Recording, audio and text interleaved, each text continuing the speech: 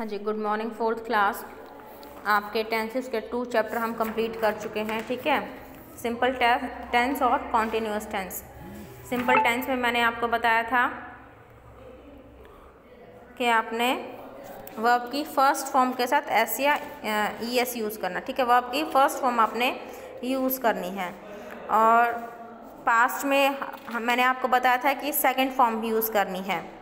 जो simple present tense है उसमें आपने वर्ब की फर्स्ट फॉर्म यूज़ करनी है, वर्ब की फर्स्ट फॉर्म के साथ एस या ईएस। जब सिंपल पास्ट किया था तो मैंने आपको बताया था कि हमने सिंपल पास्ट टेंस की पहचान ही क्या थी कि second form of the verb. ठीक है, और उसके बाद हमने नेक्स्ट किया था continuous tense, present continuous and past continuous.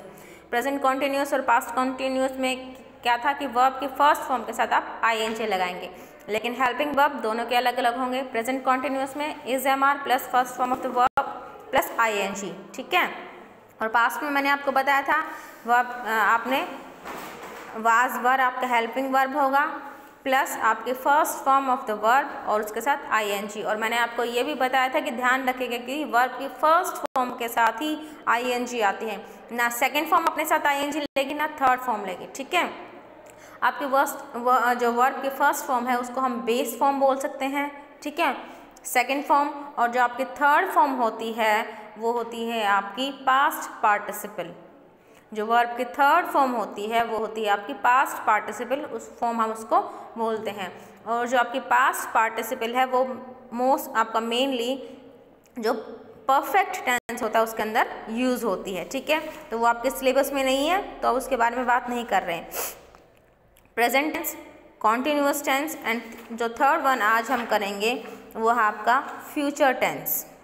ठीक है, प्रेजेंट टाइम क्या बताएगा? प्रेजेंट टेंस जो टाइम अभी चल रहा है, जो टाइम अभी चल रहा है। ठीक है, पास्ट टेंस जो टाइम जा चुका है ना, और फ्यूचर टेंस जो टाइम आगे आएगा। ठीक है, तो फ्यूचर में क्या होगा? जो टाइम आगे आएगा हम उस टाइम के लिए बात करेंगे। तो जैसे हमने कॉन्टिन्यूअस टेंस में is am are was were helping verb ये थे, सेम इसी तरीके से फ्यूचर टेंस में हम विल और शैल का यूज़ करेंगे। ठीक है, फ्यूचर टेंस में हम करेंगे विल और शैल का यूज़। अब आपको पता है विल का यूज़ कहाँ होगा और शैल का यूज़ कहाँ होगा। विल का यूज़ आप कहाँ करेंगे? He, she, it. विल का यूज़ कहाँ करेंगे? He, she, it, you, they. He, she, it, you, they. और शैल का यूज़ कहाँ होगा? आई और वी के साथ। शैल का यूज़ कहाँ होगा? आई और वी के साथ। ठीक है, अब आपकी बुक के अकॉर्डिंग उन्होंने दिया है यूजेस ऑफ गोइंग टू। ठीक है, कि जो फ्यूचर टाइम है is referred to by using will or going to before the present form of the verb. जो फ्यूचर टाइम में आप विल का यूज़ कर सकते हैं और विल की जगह आप गोइंग टू भी यूज़ कर सकते हैं, या तो either you can use will or you can use going to. ठीक है, फ्यूचर टेंस के लिए रेफर होंगे दोनों, और before the present form of the verb, यानी कि present form of the verb यानी कि first form of the verb के साथ आप विल या गोइंग टू का यूज़ कर सकते हैं फ्यूचर टेंस को शो करने के लिए। It is use to refer to an action which will happen in future.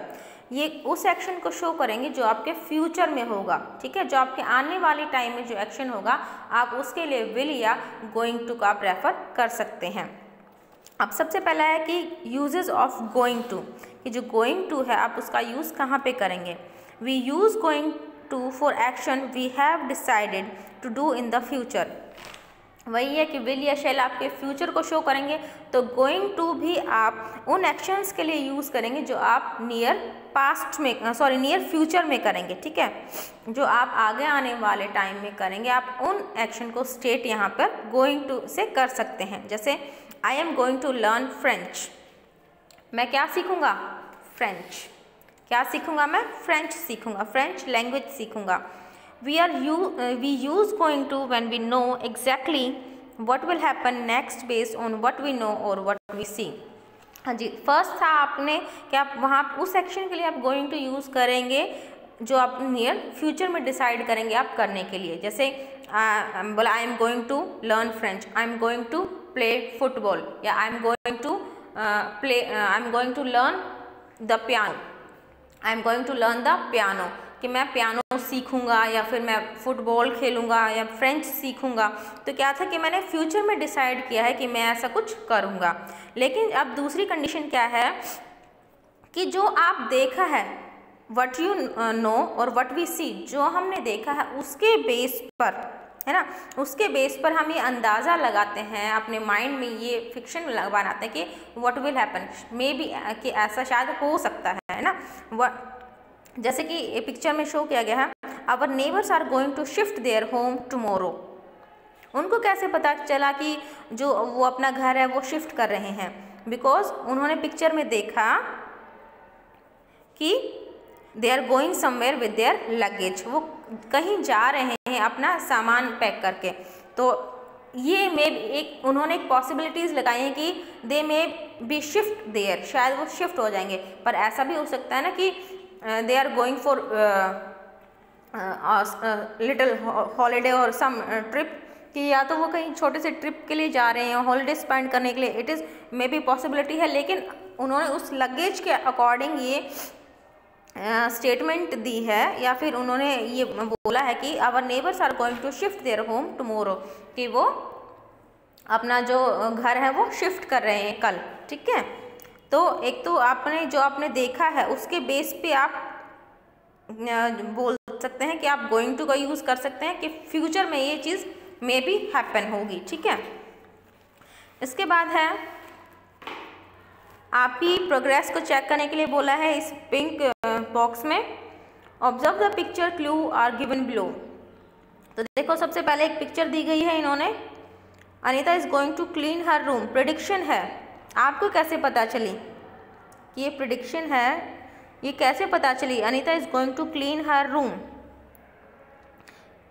She often talks about it, बातें करती है इसके बारे में। Putting away all the unwanted things, कि उसने जो अनवांटेड थिंग्स है उनको बाहर कर दिया, है ना। She is in the library selecting a book, library में जाएगी तब सफाई होगी? बिल्कुल भी नहीं। He is carrying all the things required for cleaning, उसने सारी वो चीज़ें उठा ली हैं जो कि क्लीनिंग के लिए रिक्वायर्ड थी। तो फर्स्ट का प्रेडिक्शन क्या होगा? Anita is going to clean her room, she is putting away all the unwanted things. Anita is a girl, आप शी यूज़ नहीं करते, सॉरी ही यूज़ नहीं कर सकते। She is putting away all the unwanted things, जो भी बेकार की चीज़ें सबको उसने बाहर कर दिया। ठीक है, तो आप इसको कोशिश करेंगे। पिक्चर्स आपके सामने दी गई हैं और आपके सामने प्रेडिक्शन दी गई हैं और उसके रीजंस दिए गए हैं। ठीक है, हाउ डू आई नो, कि मुझे कैसे ये चीज़ पता चली। आप पिक्चर देखेंगे फिर आप फाइंड आउट करेंगे। ये तो था आपका गोइंग टू। हाँ जी, जब हम गोइंग टू यूज़ करेंगे तो इसमें गोइंग टू में जो आपका हेल्पिंग वर्ब है इज़ एम आर, वो सेम रहेगा।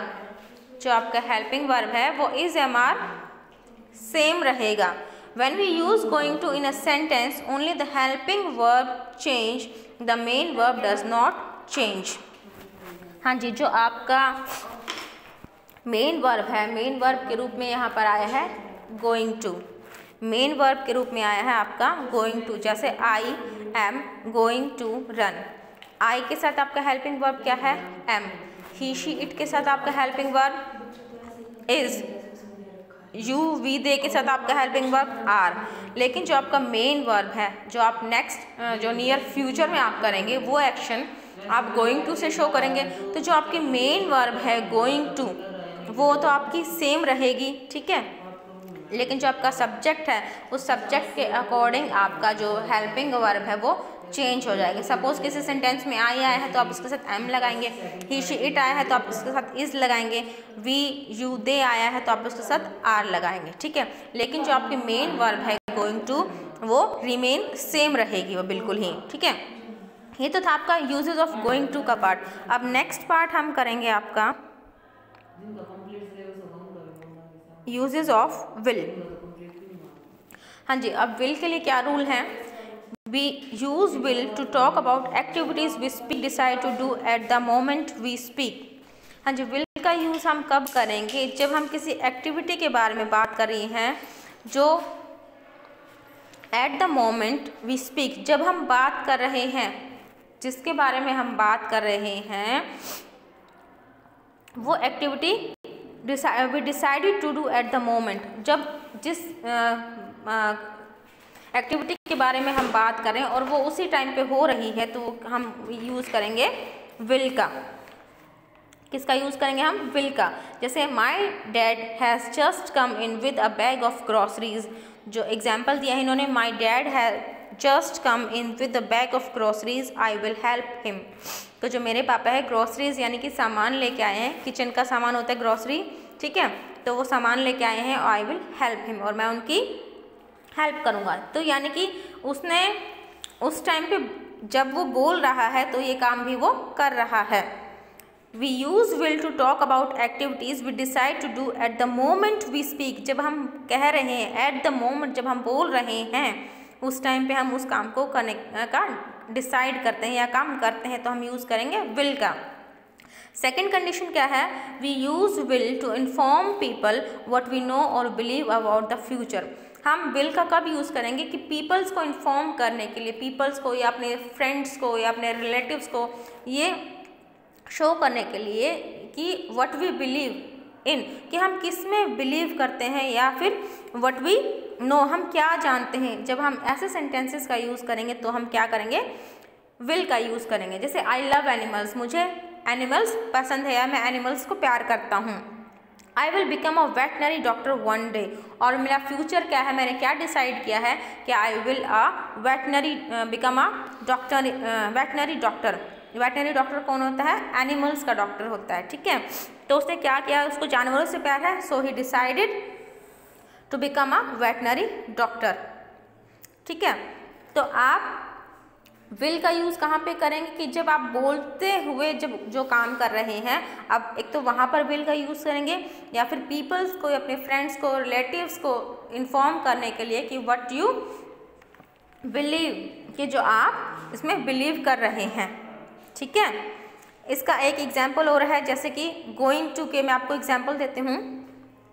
आई am going to invite my friend for lunch, है ना, मैं अपने फ्रेंड को लंच पर इनवाइट करूँगा। तो हमने यहाँ पे किया ना going to, they are going to plan in the next, going to play in the next match, कि वो नेक्स्ट मैच में खेलने के लिए खेलेंगे, है ना। We are going to the Jim Corbett National Park next week. आप फ्यूचर में जहाँ पे विल यूज़ कर रहे हैं वहाँ पे आप गोइंग टू का भी यूज़ कर सकते हैं। We are going to the Jim Corbett National Park next week, कि हम next week Jim Corbett park में जाएंगे। तो ये आपका विल और गोइंग टू के यूजेस थे, ठीक है। और इसी तरीके से आपके विल के भी होते हैं, जैसे the school will remain close tomorrow in the leave of Eid ul Fitr, कि जो आपका स्कूल है वो क्लोज रहेगा, बंद रहेगा कल। तो ये है आपका फ्यूचर टेंस, इसमें आपको गोइंग टू और यूजेस ऑफ विल आपका बताया गया है, ठीक है। तो इसमें नेक्स्ट आ गए, we can use contracted form. Contracted form क्या होती है बेटा? शॉर्ट फॉर्म, कि शी, कई बार बुक में लिखा था ना शी के साथ विल, उसको कंप्लीट ना लिख के शी विल, तो शी के साथ एक ऊपर अपोस्ट्रोफी लगाया और देन सिर्फ डबल एल लगा दे, तो क्या बन गया? उसको क्या कैसे हम रीड करेंगे? She will. सेम आपका ही है, ही लिखा देन अपोस्ट्रोफी लगाया एंड देन डबल एल, तो उसको हम क्या रीड करेंगे? दे विल, ठीक है। क्योंकि हमें पता है कि ही के साथ क्या लगेगा, शी के साथ क्या लगेगा, आई के साथ क्या लगेगा, तो हम उसको उसी लैंग्वेज में, तो कॉन्ट्रैक्टेड फॉर्म हो गई शॉर्ट फॉर्म। तो यही आपके छोटे छोटे दो रूल्स हैं, आपको अच्छे से लर्न करने हैं। और मैंने आपको ये भी बता दिया कि जो गोइंग टू है इसमें आपकी जो मेन वर्ब है वो सेम रहेगी, आपका हेल्पिंग वर्ब है वो आपकी सब्जेक्ट के अकॉर्डिंग चेंज होता रहेगा, ठीक है। और आपने इसकी एक्सरसाइज करनी है, बिल्कुल ईजी सी एक्सरसाइज है, 130 पे और 131 पे। जैसे कि है I have lost my wallet, इन्होंने ये खुद ही किया है। सेकंड वाला रीड करते हैं, आई एम फीलिंग कोल्ड, मुझे ठंड लग रही है, तो क्या करेंगे? ठंड लगेगी तो गर्म कपड़े पहनेंगे ना, तो क्या बनेगा? They will get me they will get me some warm clothes to wear. देखो यहाँ पे इन्होंने कॉन्ट्रैक्टेड फॉर्म का यूज़ किया है। They will get me some warm clothes, मुझे गर्म कपड़े दिए पहनने के लिए। Say I am tired of standing, मैं थक चुका हूँ खड़ा रह के, तो क्या करेंगे? He will get me a chair to sit, उसने मुझे क्या दी? चेयर दी बैठने के लिए। माई सूटकेस आर हैवी, जो मेरा सूटकेस है वो हैवी है, तो क्या हुआ?